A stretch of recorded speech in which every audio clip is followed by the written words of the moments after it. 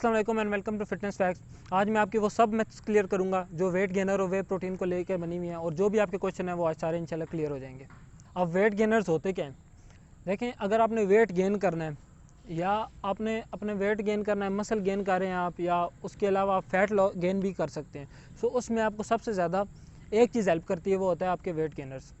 अब लोग मेरे से ये बहुत क्वेश्चन करते हैं कि वेट गेनर्स हम लें या ना लें। ख़ास तौर पे जो नए लोग आते हैं जिम में, जो स्किनी होते हैं, उनको ये प्रॉब्लम्स आती हैं। वो कहते हैं कि हम शॉर्टकट्स इस्तेमाल करें जिसकी वजह से हमारा वेट गेन हो जाए, सो हम वेट गेनर ले लेते हैं।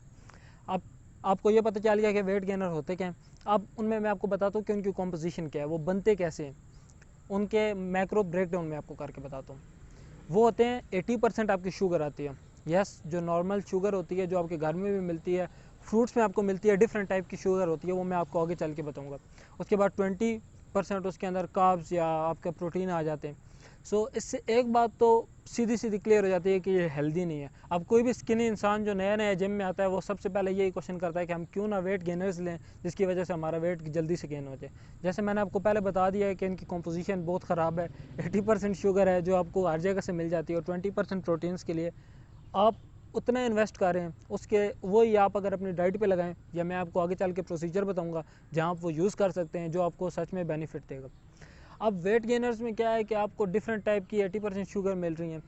आप अगर उनका इंग्रेडिएंट लिस्ट पढ़ेंगे तो उसके अंदर आपको बहुत सारे इंग्रेडिएंट्स मिल जाएंगे। अब उसमें उनका फ़ायदा क्या और आपका नुकसान क्या है? वो कोई भी एक चीप इंग्रेडिएंट को लेके, कोई भी इंग्रेडिएंट हो सकता है, समझो कि शुगर आपको 1000 सोर्सेज से मिल जाती है, कोई भी जो चीप सोर्स है वो उससे लेके आपको उसकी समझो 70% 80% मकदार जो है उसकी डाल के, बाकी आपको जो एक्सपेंसिव शुगर, अब ऐसी भी चीज़ें हैं जो एक्सपेंसिव शुगर में आती हैं, मतलब शुगर ये का सोर्स ही है लेकिन वो एक्सपेंसिव है, उनको कम क्वांटिटी में डाल के और जो चीप सोर्सेज होती हैं उनसे ज़्यादा क्वांटिटी में लेके आपका 80% जो शुगर लेवल है उसके अंदर मेंटेन कर दिया जाता है वेट गेनर्स के अंदर। अब जो 20% आपका प्रोटीन आता है या कार्ब्स आते हैं या जो भी है फैट्स आते हैं, वो आपके कहाँ से आते हैं? वो चले मान लेते हैं कि वे से आ रहे हैं, वो आपके हेल्दी प्रोटीन हो गया, लेकिन फिर भी आप उस नंबर को ध्यान रखें कि 80% उसके अंदर शुगर आई है। अब वेट गेनर्स का एक और नुकसान भी ये भी है कि अभी आपको मैंने जैसे बताया उसके अंदर जब इतनी शुगर है तो सबसे पहले क्या होगा, जो डायबिटिक पेशेंट्स हैं उनके लिए सबसे बड़ी नुकसानदेह चीज़ है। लोग वो लेते हैं और ऐसे लेते हैं कि जैसे उनका वेट बढ़ है तो उनको सब कुछ मिल रहा है, लेकिन आपको नहीं पता कि वो आपकी बॉडी को अंदर से कितना डैमेज कर रहे हैं, और वो शुगर आपके साथ अंदर जाके क्या कर रही है। आपको बस आपने पैसे लगा दिए, आपको ये लगता है कि शायद मेरे पास एक हेल्दी चीज़ आई है, मेरा वेट गेन हो रहा है, पर ऐसा नहीं है।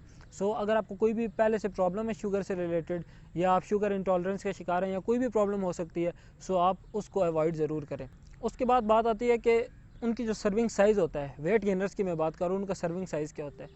अभी आप अगर एक स्कूप लेते हैं ना, अब फॉर एग्जांपल 10,000 के आपको राउंड अबाउट वेट गेनर मिलता है, जो आपका फॉर एग्जांपल 2.5 kg 3 kg का है, जितने का भी होता है, मैं आपको सिर्फ एक एग्जांपल दे रहा हूँ। उसके अंदर आपकी एक स्कूप में आपको 200 से 300 कैलोरीज मिलती हैं। लेकिन अभी आप ये देखें कि जो उसका सर्विंग साइज़ आपके पीछे लिखा हुआ होगा, जो मेंशन किया गया होगा, वो होगा 5 to 6 स्कूप्स।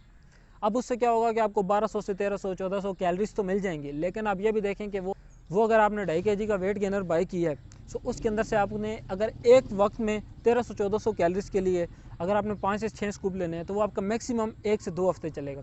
मतलब वो जो आप 10,000 रुपये लगा रहे हैं, वो आपका 1 या 2 हफ्ते में वेस्ट हो जाएगा। आपने ज़्यादा गेन भी क्या किया है, शुगर गेन किया है, मतलब कि जो आपका गेन हुआ होगा वो भी फैट ही है। सो आप ये ना एक्सपेक्ट करें कि उससे आपका मसल गेन हो जाएगा, कोई फ़र्क नहीं पड़ेगा आपकी बॉडी को। ज़्यादा से ज़्यादा क्या होगा कि आपका फ़ैट गेन हो जाएगा।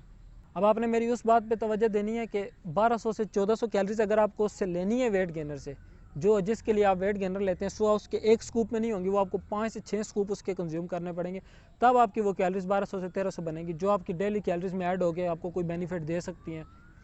उसके अलावा आपको ये बात भी कंसिडर करनी होगी कि अगर आप 5 से 6 स्कूप रोज़ के लेंगे, या एक टाइम भी अगर दिन में आप लेते हैं, सो वो आपका हफ्ते या 2 हफ्ते के अंदर पूरा वेट गेनर ख़त्म हो जाएगा, जो आपने 10,000 रुपये लगाए वो वेस्ट हो जाएंगे। और अगर आपको मेटाबॉलिज्म अच्छा नहीं है, अब ये मेटाबॉलिज्म भी लोग कहते हैं मिथ है, मान लेते हैं मिथ है, लेकिन ये आपकी जेनेटिक्स पे डिपेंड करता है। कोई लोग होते हैं जो जिनको कहते हैं कि पच जाती है शुगर, मतलब कि वो उसको कंज्यूम करके उनको कोई प्रॉब्लम नहीं होती। सो वो अगर आप हार्ड गेनर हैं और फिर आप लेते हैं उसको, सो आपको शायद प्रॉब्लम नहीं हो, शुरू में प्रॉब्लम नहीं हो, जब आपकी बॉडी पे फैट नहीं है, मसल भी नहीं है, बिल्कुल आप स्किनी है, तो शायद आपका कुछ काम चल जाए स्टार्टिंग में। लेकिन वो भी मैं आपको आगे चल के बताता हूँ कि किन लोगों के लिए है वो। जैसे जो हार्ड गेनर्स होते हैं वो मोस्टली ऐसे होते हैं कि इतनी प्रॉब्लम नहीं आती, लेकिन अगर आप शुगर को ठीक तरह से यूटिलाइज़ नहीं कर सकते तो वो आपका फ़ैट स्टोरेज के चांसेस बढ़ाएगी। और अगर आप ऑलरेडी थोड़े से भी फ़ैट हैं या आपको थोड़ा सा वेट गेन पहले ही है, उसके बाद अगर आप बल्किंग में वेट गेनर इस्तेमाल करना चाहते हैं तो वो सबसे बुरी चॉइस है, क्योंकि उस टाइम पे अगर आप इतनी कैलोरीज एक साथ ले रहे हैं एक बार तो आपको एक स्कूप में उसकी कोई इतनी बेनिफिट नहीं मिल रहा, लेकिन 5 से 6 स्कूप अगर आप बल्किंग में भी ले रहे हैं उसके बाद वो 80% शुगर है, सो आप पहले ही फ़ैट हैं, सो आपका वो फ़ैट ज़रूर बढ़ाएगी। सो उसको अवॉइड करें बल्किंग में।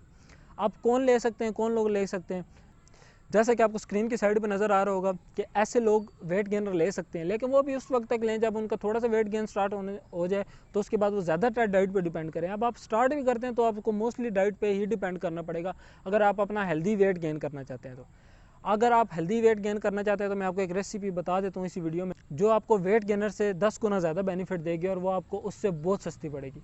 वो क्या है कि आप बनानास ले सकते हैं, ओट्स ले सकते हैं, मिल्क का यूज़ कर सकते हैं और पीनट बटर का यूज़ कर सकते हैं। वो आप एक ग्राइंडर में डालें, उसको ग्राइंड करें, उसका शेक बना के पिएँ। सो वो आपको उतनी कैलोरीज देगा, लेकिन वो आपको बहुत चीप पड़ेगा वेट गेनर के हिसाब से।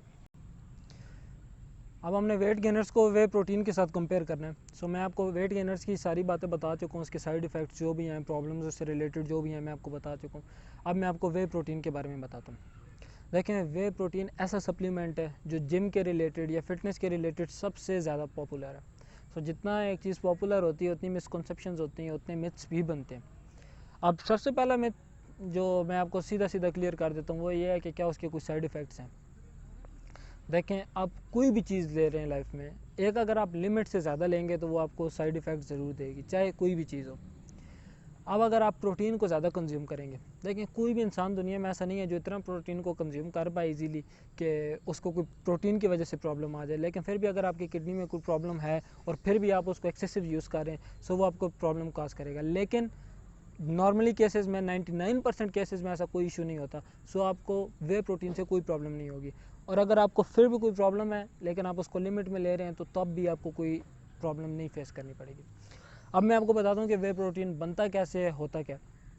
आपको कंपोजिशन पहले उसकी सिंपल सा मैं आइडिया दे देता हूँ। उसके अंदर आपको 80 से 85%, मेजरली मैं आपको एक एवरेज निकाल के बता रहा हूँ, हर ब्रांड पे डिपेंड करता है, लेकिन 80 से 85% आपको बीच में वे मिलता है जो खालिश प्रोटीन है। उसके बाद 10 to 15% आपके फैट्स और कार्ब्स आते हैं जो आपकी कैलोरीज को बनाते हैं। बाकी जैसे कि मैंने आपको बता दिया, इसका कोई साइड इफेक्ट नहीं है ऐसा जो आप नॉर्मली यूज़ कर रहे हैं। अगर डेली लाइफ में 1 या 2 स्कूप तो आपको कोई प्रॉब्लम कभी भी नहीं आएगी। सो इस बात के लिए आप कभी भी फिक्र नहीं करेंगे वे प्रोटीन लेने से आपको कुछ भी प्रॉब्लम आ सकती है। सबसे पहले मैंने ये बात क्लियर कर दी। सो ऐसे अब मेरे से कोई क्वेश्चन ये ना करे कि क्या इससे ये होगा ये वो होगा, कोई प्रॉब्लम आपको नहीं होगी। अब वे प्रोटीन बनता कैसे, लोग इस बात को ही नहीं जानते। वो वे प्रोटीन यूज़ कर रहे होते हैं लेकिन उनको ये नहीं पता होता कि वे प्रोटीन बनता कैसे। सो मैं आपको आज बताता हूँ। वे प्रोटीन जब दूध चीज़ में कन्वर्ट होता है बड़े लेवल्स पे, उसमें से जो उसका बाय प्रोडक्ट होता है वो होता है वे प्रोटीन, और वो 100% नेचुरल है।